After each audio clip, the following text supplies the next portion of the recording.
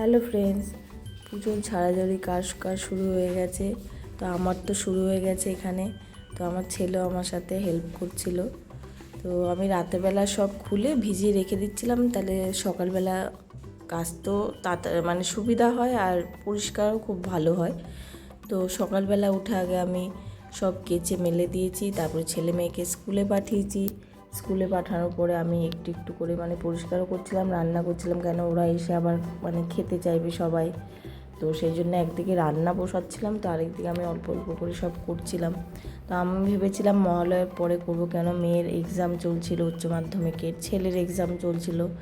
তো আমাদের মহালয়ার পরে ঝাড়াঝুড়িটা করে না, তো সেই জন্য আবার মনটা মানলো না। তো আমি যে করেই নিই, ওরা স্কুলে থাকতে থাকতে আমার অল্প অল্প করে হয়ে যাবে। একটা একটা ঘর আমি করব, কেন ওরা আসলে আমার ছেলের আবার ধুলোতে অ্যালার্জি, তো তখন আমি ঝাড়তে পারবো না।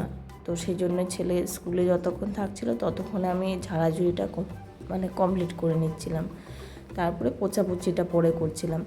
তো যাই হোক, আমার মহালয়ার আগেই সব পরিষ্কার হয়ে গেছিলো, কিন্তু আপলোড করে উঠতে পারিনি, মানে এতটাই মানে শরীরও খারাপ হয়ে গেছিলো। রোজ আমি এরকম পরিষ্কার করতে করতে মানে বিকেল 5টা 6টায় চান করছিলাম, তারপর চান করে উঠে পরে আর শরীরে এনার্জিও দিচ্ছিল না, গা হাত পা প্রচুর ব্যথা হয়ে গেছিলো আমার। তো সেই জন্য আমি মানে আপলোড করতে আর পারিনি, মানে অনেক লেট করে ভিডিওটা আমার ছাড়া হচ্ছে। তো তোমাদের ভিডিওটা কেমন লাগলো জানিও। তো কি বলো তো, ঝাড়াঝুড়ির পরে মানে যে ফাইনাল লুকটা দেখার পরে এতটা শান্তি হয় না, মানে কি বলবো।